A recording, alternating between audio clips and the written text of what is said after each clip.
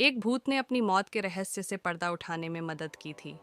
मृतक महिला को उसके ही पति ने बेहद शातिर तरीके से मार डाला था, लेकिन भूत ने सपने में आकर अपनी मौत के रहस्य को खोल दिया। पूरी कहानी सुनिए। अमेरिका में एक भूत ने अपनी मर्डर मिस्ट्री सुलझाने में पुलिस की मदद की थी। यह घटना अमेरिका के वेस्ट वर्जीनिया राज्य में ग्रामीण क्षेत्र ग्रीन बियर काउंटी में आज से करीब 124 साल पहले घटी थी। इस काउंटी में इरास्मस एडवर्ड शू नाम का एक लोहार रहता था।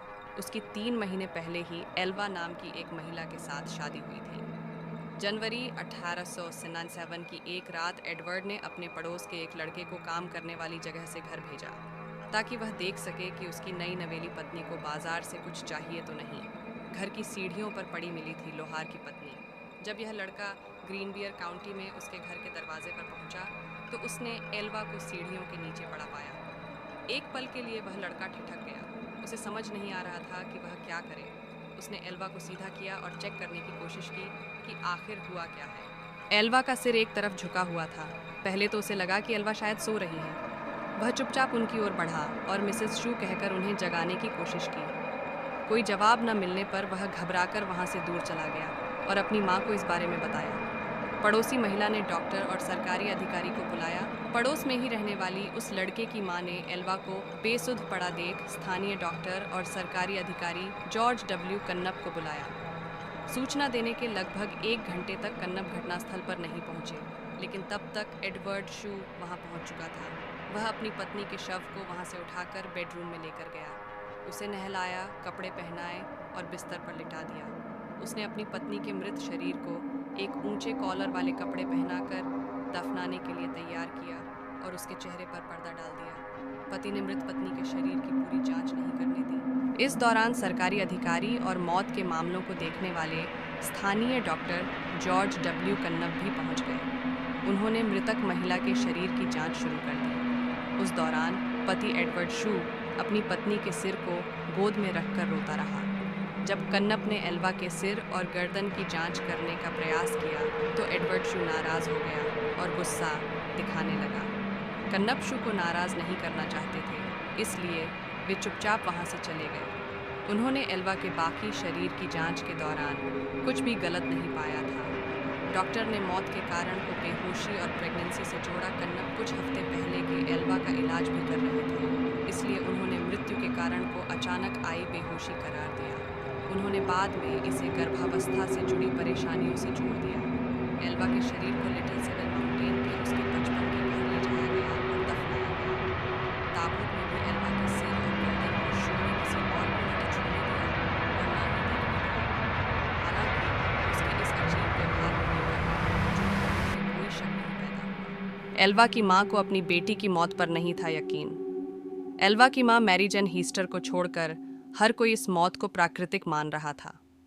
वह शू को कभी पसंद नहीं करती थीं और उन्हें बिना सबूत के भी यह यकीन हो गया था कि शू ने ही उसकी बेटी की हत्या कर दी है।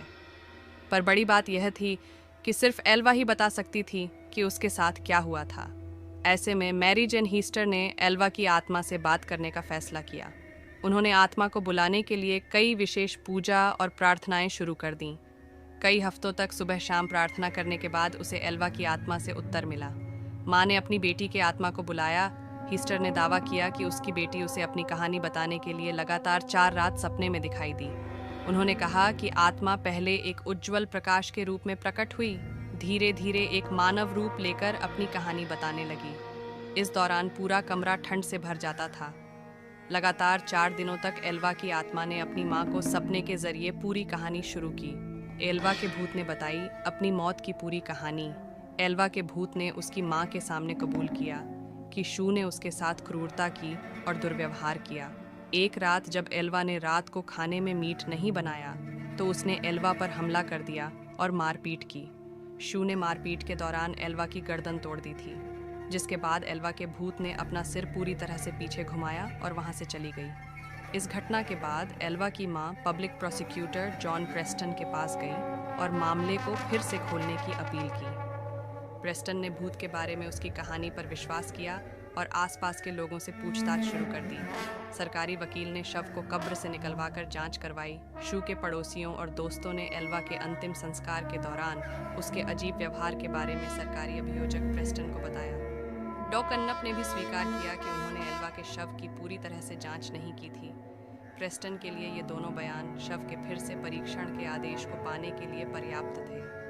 उन्होंने कोर्ट के आदेश से शू की आपत्तियों के बावजूद शव को कब्र से बाहर निकलवाया और जांच के लाए मोर्चरी लेकर गए। गर्दन और सिर पर मिले निशानों से पति साबित हुआ। दोषी एक स्थानीय समाचार पत्र द पोकाहॉन्ट्स टाइम्स ने बाद में रिपोर्ट किया कि गले पर उंगलियों के निशान पाए गए थे, जिससे पता चला कि एल्वा की मौत दम घुटने से हुई थी।